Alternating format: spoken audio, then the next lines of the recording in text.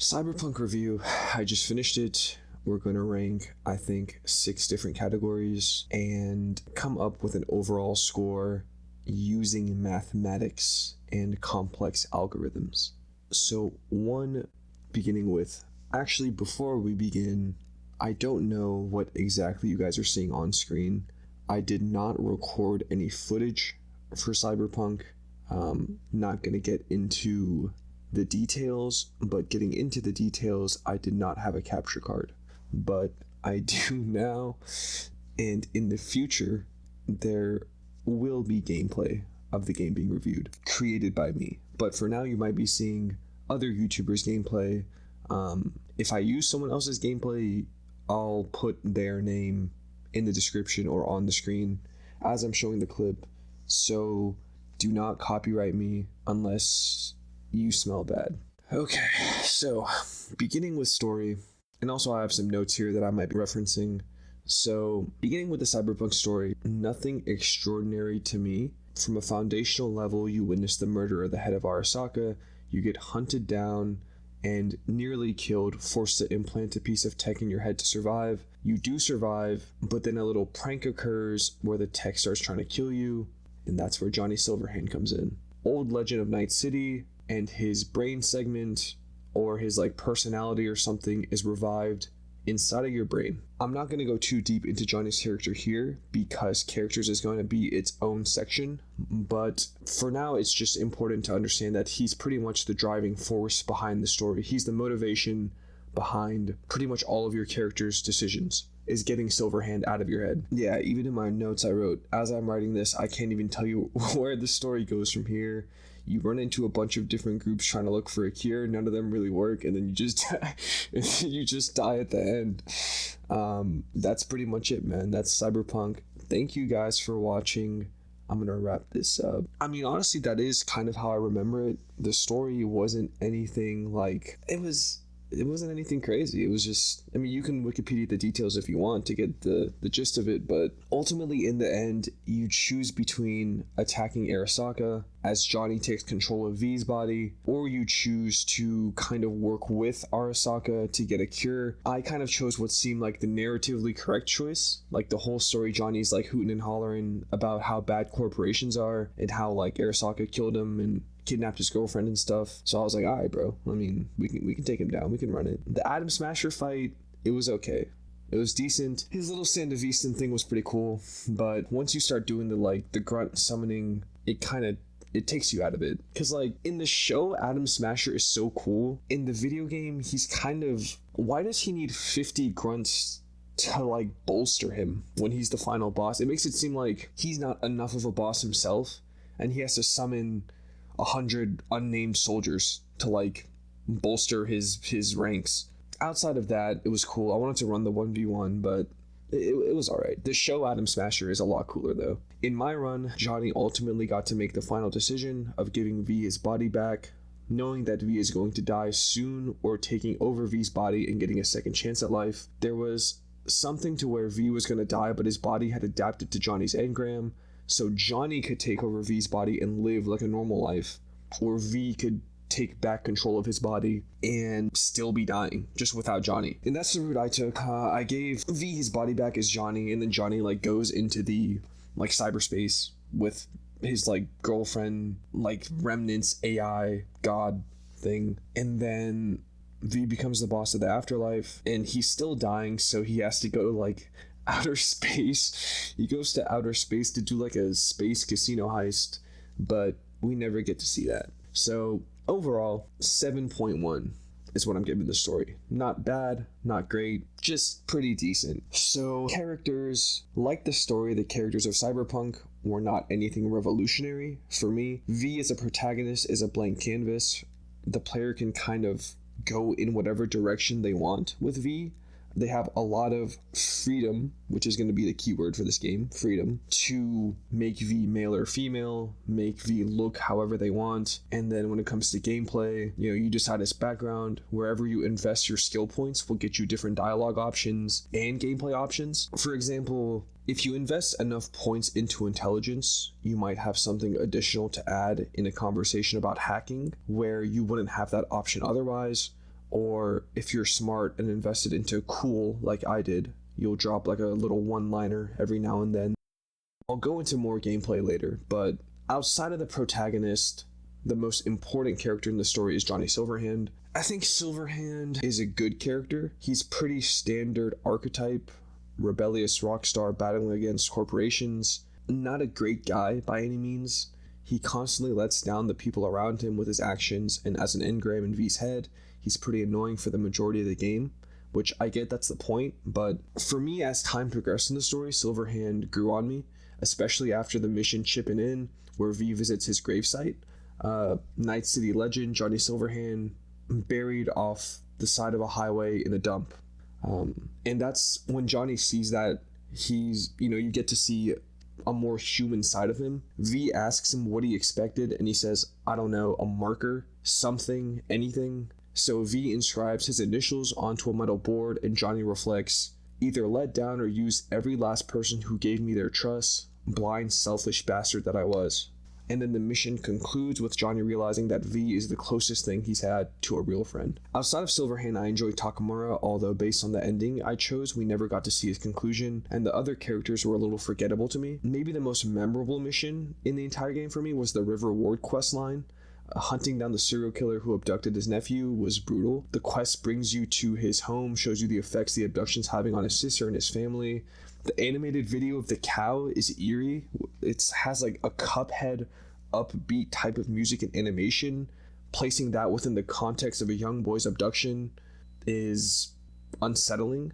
When you finally reach the farm, seeing dozens of boys hooked up to like a cattle machine, I don't even know what those called. I don't know what they're used for. Maybe to pump milk, but seeing them being pumped with drugs, it's not good stuff, but it was very memorable. So overall, I give characters... the rest of the characters outside of Silverhand were pretty forgettable. Pan Am was fine. Evelyn Parker, again, she helps you once, 5 hours in, never really hear from her again. Jackie was supposed to be your best friend, kind of just dies, never really mentioned ever again. Like, the rest were all just whatever. So characters overall, we'll go 7.2. Now, gameplay of Cyberpunk is pretty good, but where it excels is its variety of playstyles and upgrades. There's 5 main skills in Cyberpunk: body, reflexes, cool, intelligence, and technical ability. If you want a melee build, you focus body and reflexes. If you want to focus on hacking, intelligence, and technical concept are where you'd go. And if you're an OG original gangster, you likely chose the cool tree, where you get stealth, optical camo, slow motion, pistols, headshots, crits, all that type of stuff. Each of the 5 skills has 3 trees within them, so you have a lot of different options, and the upgrades feel impactful. For example, a game like Path of Exile, which I think is a good game, might have 500 upgrades or whatever, maybe even more, but like 90% of them are a 2% increase to melee damage, or a 2% increase to area of effect damage. You're not gonna, once you're level 150 and you reach level 151 and you get a skill point and you add 2% damage to your build, you're not really gonna feel the change in that. But Cyberpunk's upgrades are a lot more like Borderlands 2, where every skill point feels impactful. One skill point could be the difference between unlocking like a game-altering ability. Throughout the game, you also get enough points to go into other trees if you want. You can combine them and create different types of builds. I ended up having enough points to go fully or mostly into all the skills except body. Body's the one I chose, but basically 4 out of the 5 skills I got to get a decent amount of upgrades in. Another really fun upgrade system in Cyberpunk is the Cyberware system, where you add different pieces of technology to your character, which can also change the way you play. For example, for my cool build, I added the Kerenzikov nervous system, which slowed down while aiming and increased critical chance. The double jump leg boost, I think, isn't essential for any build, but other than that, the player is free to go in whatever direction they want. The upgrade system is the highlight of Cyberpunk for me.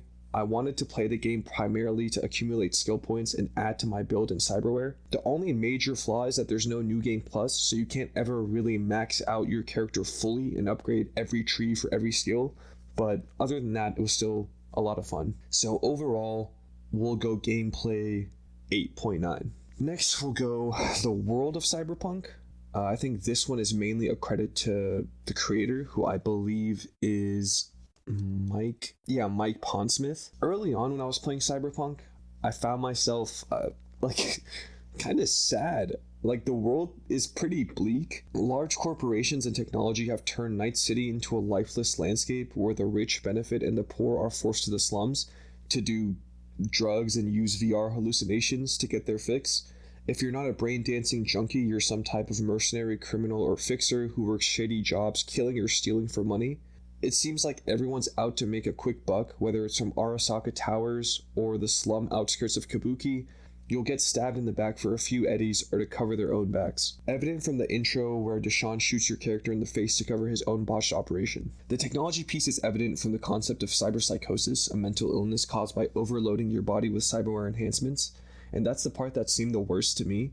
The cyber psychos that you fight during the side missions have lost their minds, causing them to have violent outbursts, many times killing several civilians in the process. It made it seem like humanity was losing the war to technology. People selling their souls to corporations, while simultaneously selling their bodies to cyberware and their minds to cyberpsychosis. It was the same with the Cyberpunk show, a very bleak world where it seems like there are no winners, but it is an interesting concept that makes you think. And for me, the prevailing thought was, is this world the representation of humanity being lost, or is it representing humanity to the fullest? In the world as previously described, one would initially think we're losing our humanity. Or reading my writing, bro.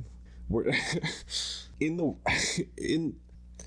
world as previously described, one would initially think we're losing our humanity. We're no longer the Midwestern corn pop eating ranchers of Montana. That's a good line, bro. This guy can write pretty good. We're no longer the Midwestern corn pop eating ranchers of Montana. On the other hand, technology is humanity's biggest tool. In a way, technology is a representation of the human race. The same way a tiger has its fangs as a tool to survive, humans have created technology as a tool to survive. Our brains, our ability to invent and push innovation further, are what have made us the dominant species on Earth. So if you continue to push that further and further to the point where we have operating systems in our brains, wouldn't that make us more human? It's something that I've been thinking about and curious to get some additional opinions on. Overall, we're going World 8.7. Miscellaneous, this is a category that doesn't exactly fall into any other category, but it's just things I enjoyed about the game. For one, it had a certain Baldur's Gate 3 type of freedom to it, where you were open to making a lot of decisions for yourself. For example, the Voodoo Boys are one of the major factions in the game. You had the option just to completely wipe them out, and later on in the DLC, when you run into the Voodoo Boy Netrunner Slider, he mentioned that I was the one who took out Maman Brigette, which was like their leader. Another thing I enjoyed about Cyberpunk was its propensity to ask morally gray questions. For example, in one of the side missions in the DLC, you end up going to the San Diego Crashers, a fictional football team's facility disguised as a scout. When you enter, you learn that the team is implementing cyberware into kids to give them an advantage as pro athletes. And on the surface, it's obviously pretty evil. As you infiltrate the facility, you meet the head honcho, and she makes some pretty good points by saying, for some of these kids, this is their only way out. V counters by saying what percentage of them really make it out, which she admits is very low, but by shutting down the facility, that'll become zero. V follows that up by saying that most of the athletes, which are a majority of them, will not make it, and by that point won't have enough money to support the cyberware implementations that they've been given. So ultimately, it creates a question that doesn't really have an answer, a back and forth moral coin flip, where the big corporation is benefiting off of young disadvantaged kids and implementing cyberware in them, but at the same time they could make it big and get out of their situation, although as she admits the odds are very low. And any game that has these type of deeper questionings that make you think to yourself what is really right in the situation, I think is super interesting and deserves some credit. So the final thing I'm going to rate is the DLC. I'm not going to rate the DLC for all the games that I cover, but I thought for this one, I played it, so I might as well cover it. Of course, you can't mention Phantom Liberty without the main man himself, Idris Elba as Solomon Reed. Of course, pretty cool. Outside of that, the player is, again, free to choose their ending, same as the main story, with the dilemma being between betraying Reed or Songbird. Same as the story, I decided to side with Songbird to launch a big FU to the corporation FIA, who majorly betrayed all of the agents currently working for them, including Solomon and Alex. It seemed inevitable that Myers and the FIA would betray V again at some point, so I hope Songbird, only to get pranked again and told that there's only one cure by Songbird, after escaping half of the US military. Nevertheless, even when Solomon Reed showed up at the end, I still chose not to trust the FIA. I ended up having to fight Solomon Reed. He lost that fight, which was kind of sad. And then I launched Songbird to the moon and sat down and chatted with Johnny about how we're still dying 60 hours later. Final conclusions. For the mathematicians, you might have realized that the scores sum up to an average of 7.98, but I would like to add a few points for CD Projekt Red continuously working to improve this game. Obviously, it's pretty wild that in the current state of gaming, you need to reward studios for making an unplayable game playable, but most of them don't do it. With infamous releases like Battlefield 2042 that released without a scoreboard, it's impressive to see CD Projekt Red take Cyberpunk from the state it was at to begin with and where it ended up. It's just a good message to end on. Never give up on your dreams. Even if things didn't go how you expected, you can still get to where you want to go. Cyberpunk is the Sam Darnold of gaming.